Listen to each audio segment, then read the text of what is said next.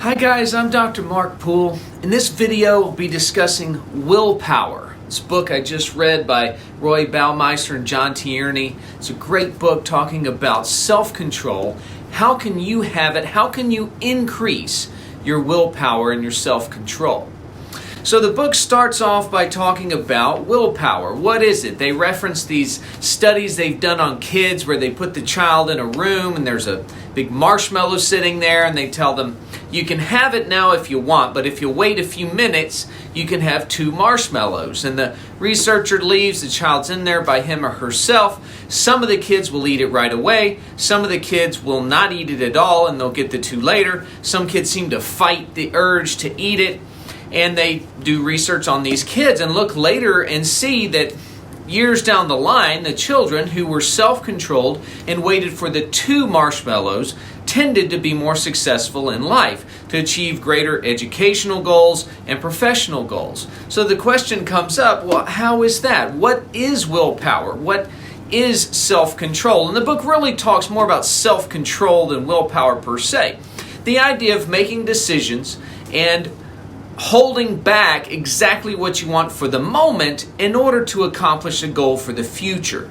That's really what they talk about in terms of self-control. They try to prove in the book that self-control is a finite resource, meaning each of us does not have an unlimited amount of self-control each day.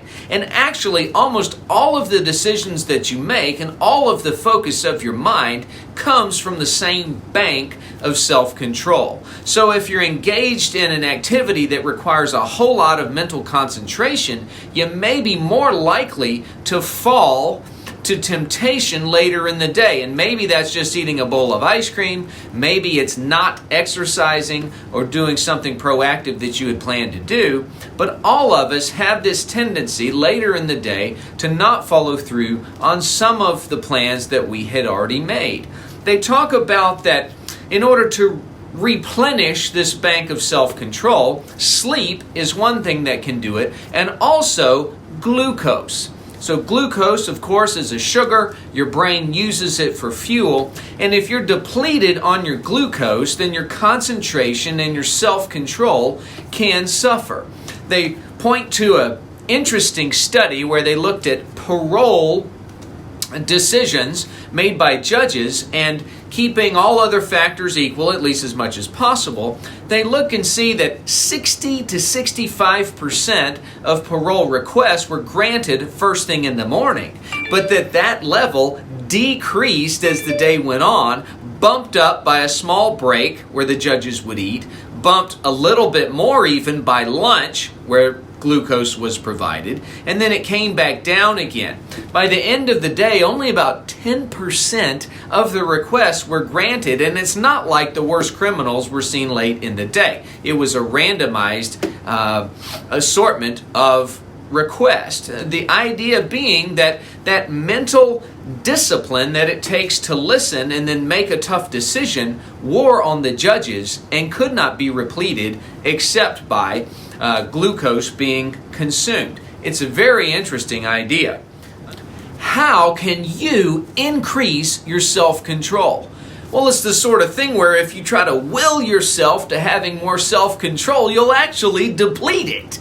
So how can you possibly increase the amount of self-control that you have? Well, one intriguing possibility is to change a habitual behavior.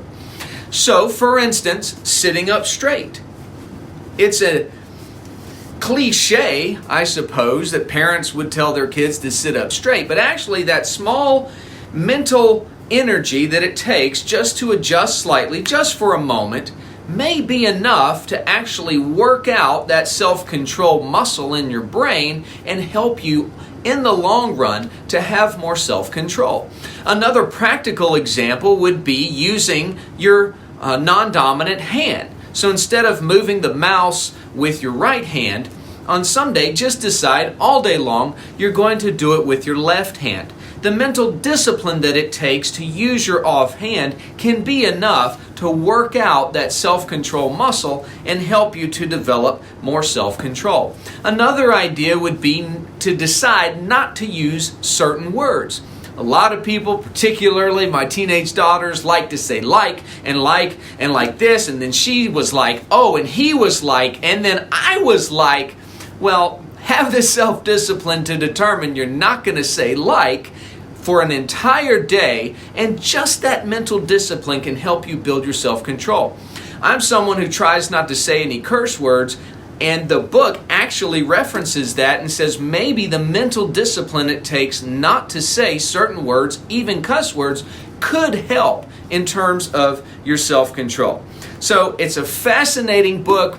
I think there's some good tips in there in terms of working out your self-control, your discipline, and your willpower, all to the point of living a more successful, satisfying, and healthy life.